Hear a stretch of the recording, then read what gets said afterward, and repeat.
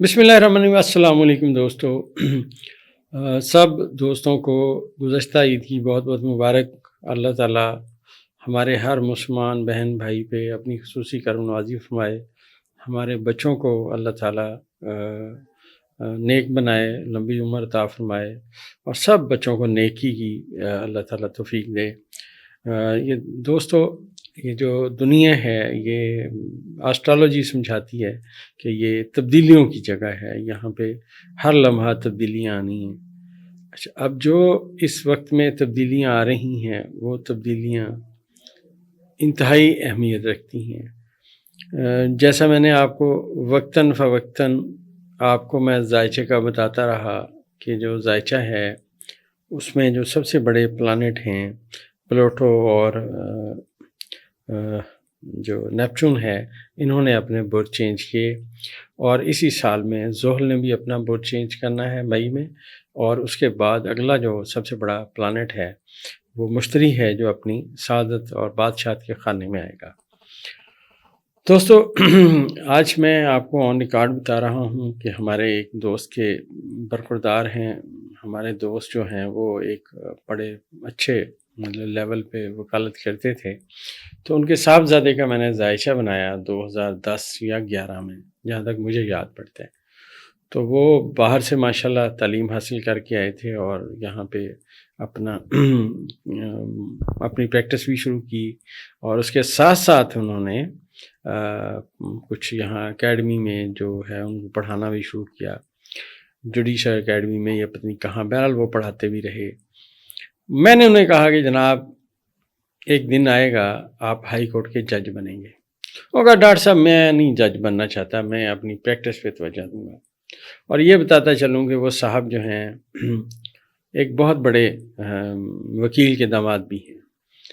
तो मैंने कहा जनाब बातें आपकी ठीक हैं मगर हमारा इल्म कहता है, क्योंकि मुश्तरी आपके ज़ायचे में बेइंतहा ताकतवर है और आप वकालत के शोबे में आ चुके हैं, तो मेरा इल्म, मेरा नॉलेज ये कहता है कि आप हाई कोर्ट के जज बनेंगे। तो अब दोस्तों अल्हम्दुलिल्लाह वो बंदा जो कहता था मैंने जज नहीं बनना, आज हलफ उठा चुके हैं और हाई कोर्ट के जज जो हैं बन गए हैं। मेरा आपको दोस्तों ये वाक़या ये बताने का मकसद सिर्फ इतना सा है कि ये एस्ट्रोलॉजी है, ये मतलब अंदाज़ों का एक समझे जो हमने डेटा कलेक्शन की उसकी बातें। अब वो साहब कह रहे थे कि मैं नहीं ये करूँगा। इमरान खान साहब की बात सुनिए। खान साहब को एक दफ़ा किसी ने पूछा सियासत में जाएंगे, मैं कभी नहीं जाऊँगा। फिर कुदरत ने पकड़ के सियासत में लाया गया, अब इधर आ, तेरी जगह यहाँ है। और आज इमरान खान साहब ने सियासत में आके भी सबसे मुदब्बर सियासतदान होने का सबूत दिया है। करंटली खान साहब के ज़ायचे में प्लूटो और नेपच्यून आपस में पॉजिटिव नज़र कायम कर चुके हैं, मतलब हद इत्तिसाल इनका शुरू हो चुका है। अब ये जहाँ पे ये सितारे हैं ये आप ऐसे समझिए कि यूं यूं हिलेंगे आपस में अभी आने वाले कई साल, इनका हद इत्तिसाल चलेगा, जो जितना मैं एस्ट्रोलॉजी को समझता हूँ। और जैसा मैंने आपसे अर्ज़ किया कि मुश्तरी जो है वो उनके ज़ायचे के 8वें खाने में बादशाह के मुकाम पे आएगा।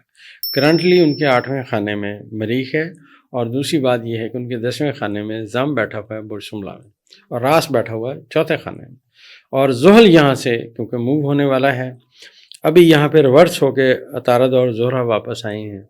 ज़ोहरा अपने शरफ़ के खाने में वापस आया, अतारद भी साथ है।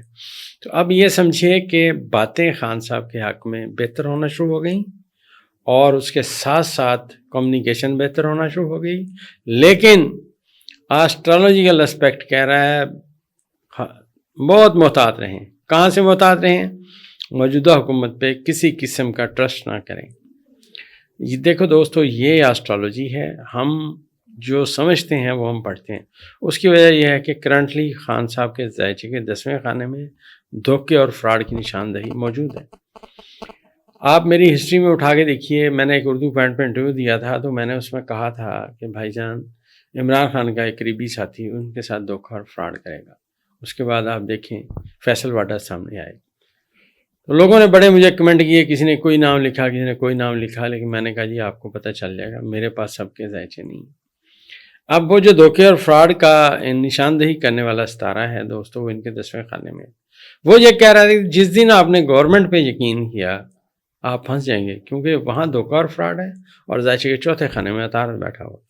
لہذا خان صاحب ماشاءاللہ بڑے سمجھدار آدمی ہیں، اور کیونکہ ان کے تمام سیارگان اب پازیٹیو ہو چکے ہیں، ذائچے میں پلوٹو، نیپچون اور قمر کی نظر قائم ہو چکی ہے ایک دن پہلے، لہذا خان صاحب کوئی نہ کوئی فیصلہ کیے بیٹھے ہیں، اور یہ جو خان صاحب کا فیصلہ نظر آتا ہے یہ بہت گہرا اور بڑی سوچ سمجھ کے وہ انشاءاللہ فیصلہ کریں گے، کیونکہ ذائچہ جو ہے اس میں جو ان کے مخالفین ہیں، اس وقت بھی ایک آپ سمجھیے کہ ایک ڈھول ہے جو ابھی تھوڑے دنوں میں پیٹا جائے گا، اور ان کے مخالفین پہ، جیسا میں آپ کو وقتاً فوقتاً بتاتا رہا کہ ان کے مخالفین پہ مشکل وقت آئے گا، اور ان کے جو ہیں دھوکے اور فراڈ سامنے آئیں گے۔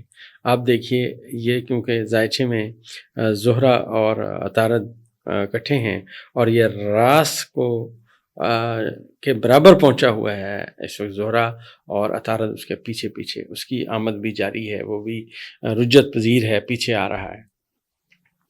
تو یہاں پہ زحل کے ساتھ ان کا کران ہونے والا ہے، اور یہ جو کران ہوگا ان کے مخالفین کے لیے شدید مشکلات کا باعث ہوگا۔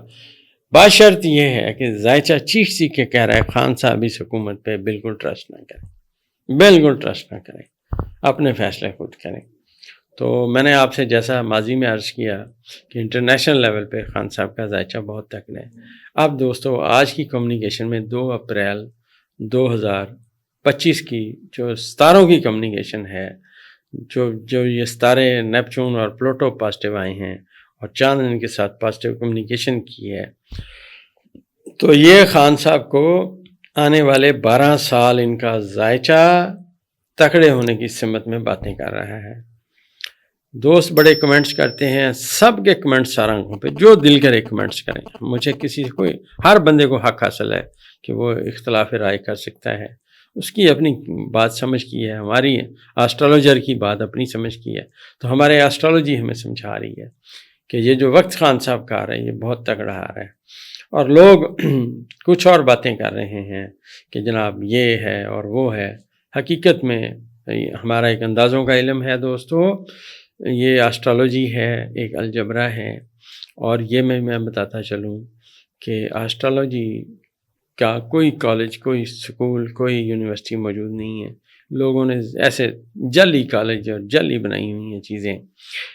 یہ علم سینہ در سینہ چل رہا ہے، جو لوگ اس سے انٹرسٹ رکھتے ہیں وہ آتے ہیں، اپنی محنت کرتے ہیں، تو وہ اپنا علم ساتھ لے کے جاتے ہیں۔ میں نے دوستو جتنا علم سیکھا تو میں نے یہ بتانے کی کوشش کی ہے، اور میں ڈیلی جو ہے وقت نکال کے ایک لیکچر اپلوڈ کرتا ہوں کہ میں نے آسٹرالوجی کو کیا سمجھا، آپ آسٹرالوجی کو کیسے سمجھ سکتے ہیں۔